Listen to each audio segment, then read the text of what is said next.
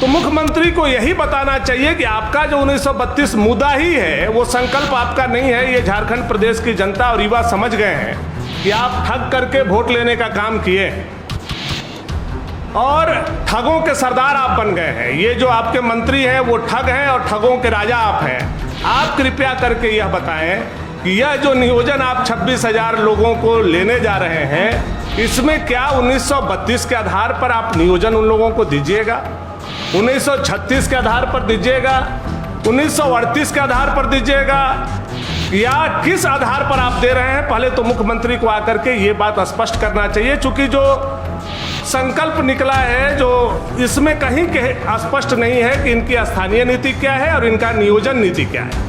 अभी तक 3.5 साल के दरमियान एक भी टेट का परीक्षा यह निकम्मी और नालायक सरकार ने करने का काम नहीं किया, जिससे 8 लाख हमारे झारखंड के युवक और युवती वंचित रह जाएंगे। हेमंत सोरेन जी की 3 टांग की सरकार चल रही है,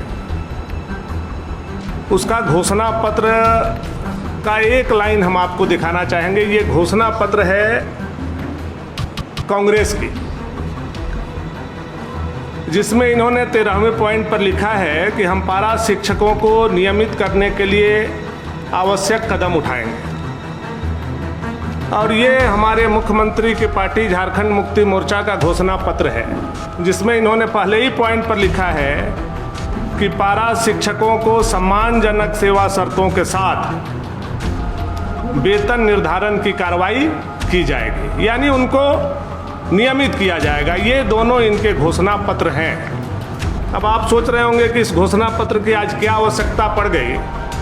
चूंकि आपने देखा होगा आज के समाचार पत्र में एक विज्ञापन निकाला गया है और ये उस विज्ञापन का मूल कॉपी हम लोग लेकर के आपके बीच में आए हैं। 26,001 पदों पर शिक्षकों के बहाली के लिए आज समाचार पत्र में प्रमुखता से खबर छपी है।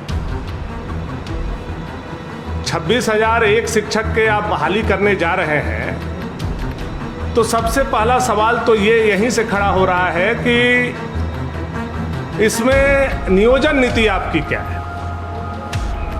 कौन से नियोजन नीति पर आप 26,001 शिक्षकों को बहाल कर रहे हैं?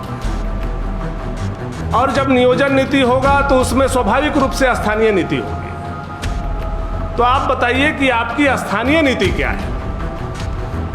सबसे पहले सरकार के अधिकारी या सरकार के प्रवक्ता आकर के झारखंड प्रदेश के युवा को यह बतलाने का काम करें कि वो किस नियोजन नीति पर और किस स्थानीय नीति पर 26,000 शिक्षकों को बहाली करने जा रहे हैं। कुछ दिन पहले आप लोगों ने मुख्यमंत्री के भाषण को सुना होगा, तो उन्होंने कहा कि 1932 हमारा मुद्दा आज भी जिंदा है।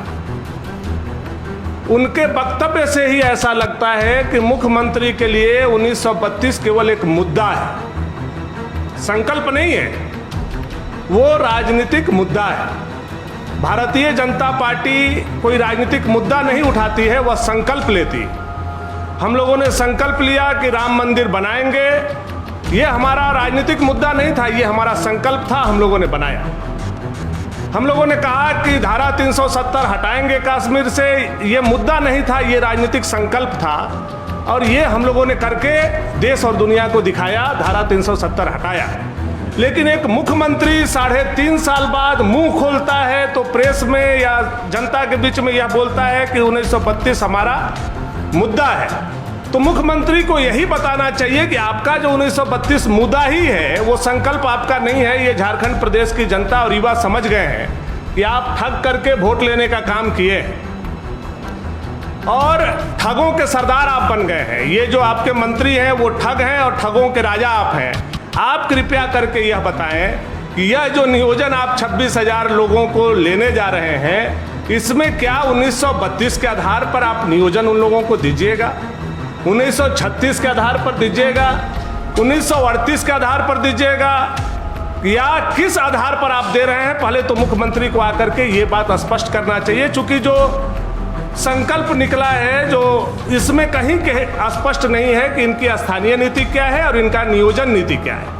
स्थानीयता का परिभाषा अभी तक इन्होंने बताने का झारखंड प्रदेश को काम नहीं किया है। बार बार ये केवल है स्थानीयता और नियोजन नीति केवल इनका राजनीतिक मुद्दा है और इस मुद्दा के आधार पर ये झारखंड प्रदेश के युवा के भविष्य के साथ खिलवाड़ कर रहे हैं।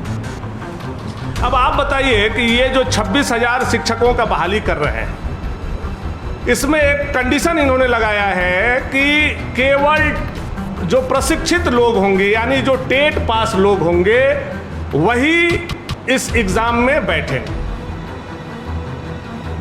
आप मुख्यमंत्री जी, आपसे ही ये प्रदेश की जनता जानना चाहती है कि क्या 2019 में झारखंड में ऐसा नियम देश के लिए, देश के परिप्रेक्ष्य में झारखंड में भी ऐसा नियम बना है कि प्रत्येक साल टेट की परीक्षा होनी चाहिए?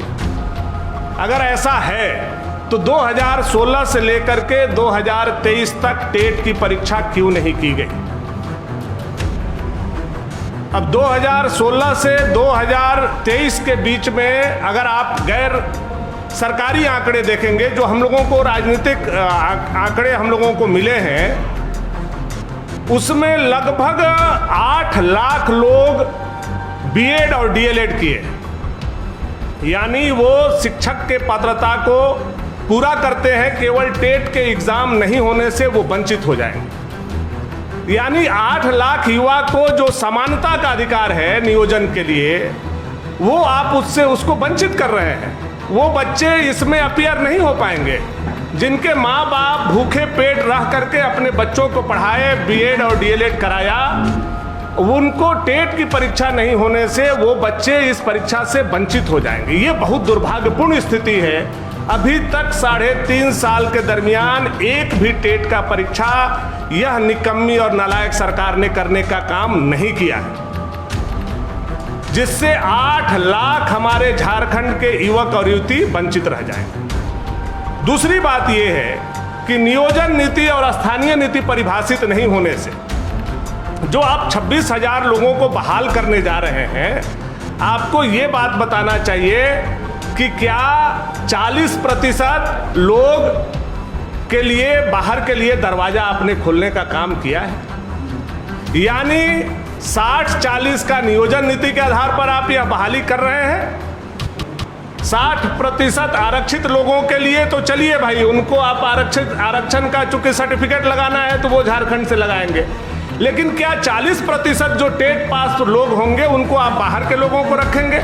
चूंकि टेट की जो परीक्षा होती है, हम लोगों की भी जानकारी है, आप लोगों की भी जानकारी होगी, उसमें कोई भी स्थानीयता का मतलब नहीं होता है। इसका मतलब यह है कि जो 40% लोग आएंगे शिक्षक के बहाली में, 26,000 में 40% लोगों की जो बहाली होगी वो आउट ऑफ स्टेट के लोगों के लेने के लिए आप तैयारी किए। यही तो हमारा विषय है कि 60-40 के आधार पर अगर आप ले रहे हैं तो आकर के आज शाम को मुख्यमंत्री को प्रेस कॉन्फ्रेंस करके बताना चाहिए कि क्या वो 60-40 के आधार पर, नियोजन नीति के आधार पर ये परीक्षा ले रहे हैं, 1932 के खतियान के आधार पर ये नियोजन नीति का परीक्षा ले रहे हैं, 2016 के नियोजन नीति के आधार पर ले रहे हैं, किस आधार पर ये परीक्षा ले रहे हैं? तो हम लोगों का विषय ये, जबकि टेट पास अभी आप देखे होंगे किस तरह से तुष्टीकरण की भी राजनीति ये कर रहे हैं। अब हम लोग बोलेंगे तो आप लोग कहिएगा कि आप लोगों को तो भाजपा के लोगों को हर चीज में तुष्टीकरण दिखाई देता है, हर चीज में हिंदू मुसलमान दिखाई देता है। विषय ये नहीं है। आप भी पढ़े लिखे हैं, समझदार हैं। कुछ दिन पहले अल्पसंख्यक विद्यालय में परीक्षा शिक्षकों की बहाली होती है। अल्पसंख्यक विद्यालय में जिन शिक्षकों की बहाली हुई वो टेट के आधार पर सीधे बहाली ले ली गई। अब एक तरफ अल्पसंख्यक विद्यालय में आप टेट पास लोगों को सीधे बहाल करते हैं और दूसरे तरफ टेट वाले लोगों को आप परीक्षा लेते हैं बाकी विद्यालयों के लिए। तो ये तुष्टीकरण की राजनीति है कि नहीं है, या तुष्टीकरण के आधार पर आप नियोजित कर रहे हैं कि नहीं कर रहे हैं, इस पर भी मुख्यमंत्री को आकर के जवाब देना चाहिए।